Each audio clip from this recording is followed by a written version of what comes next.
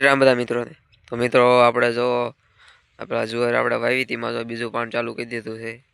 જો એક કેરો પાઈ દીધો બીજા કેરામાં ચડાવી દીધું છે. જુવાર જો આપણે ઉગી ગઈ જે ઉગતી હોત આવે છે જો જો થોડા થોડા દેખાય છે.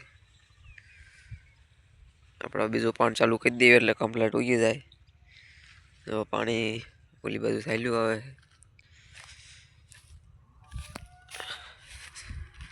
આપણે જો ચણા હોત ઉગી ગયા છે.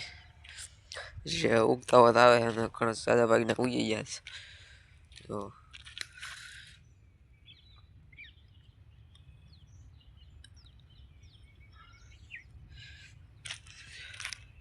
જે બહુ દેખાતા નથી.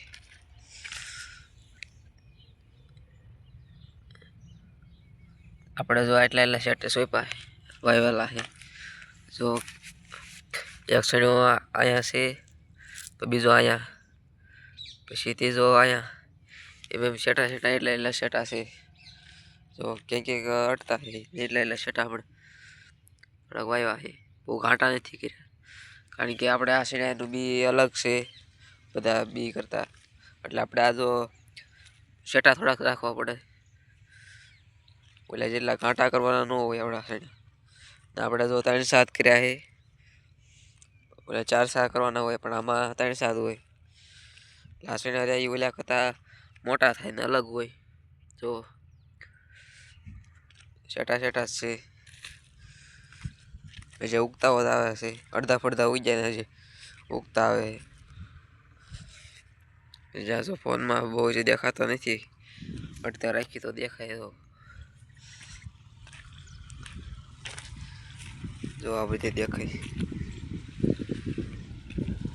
ને આપણે જો પેલા મકાઈ પાઈ દીધી હવારમાં.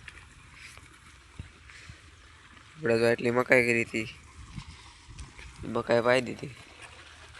મકાઈ પણ જો ઉગતી આવે છે. જો થોડા થોડા સા દેખાય છે. એટલા મકાઈના ઘેર હાથરમાં પાઈ દીધા. જો મકાઈ હોતું જો ઘણી ઘણી ઉગી ગઈ.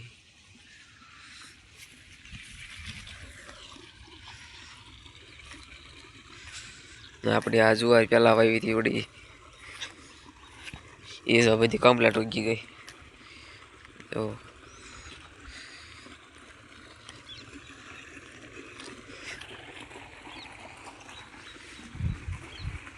કમ્પ્લીટ ઉગી ગઈ. તો આપણે જો એરડામાં ત્યાં પાઈ ગયા છે. તો આપણા એરડા છે.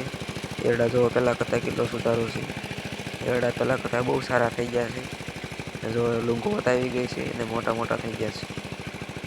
તો પહેલાંના વિડીયો અને અત્યારના વિડીયોમાં કેટલો ફરક છે. તો પહેલાં વિડીયો બનાવવામાં એરડા કેવા હતા અત્યારે વિડીયો બનાવવામાં એરડા કેવા છે. તો આપણે અહીંથી આંખવા માંડ્યા છીએ. આપણે સૈયાળીથી હાથી આંક્યું એટલે સૈયાળો પછી હાલો જાય એટલે વાંધો ન આવે. પછી મકાઈ વાવી હતી એમાં બીજું પાણ જો ચાલુ કરી દીધું. એમાં તે જો મકાઈ જે ઉગતી આવે છે. જો આવડી જો ઉગીને થઈ ગઈ કમ્પ્લીટ. પારી પારી દેખાય છે મકાઈ હજી. પાણી જો ચાલુ છે.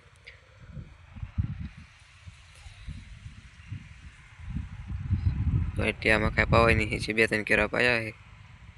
તો લાઇટ વહી ગઈ છે ને પાણી પણ વહી ગયું છે. જો તો આપણો બ્લોગ અહીંયા પૂરો થાય છે. તો નવા વિડીયો જોવા માટે આપણી ચેનલ લાઈક શેર અને સબસ્ક્રાઈબ કરી નાખજો.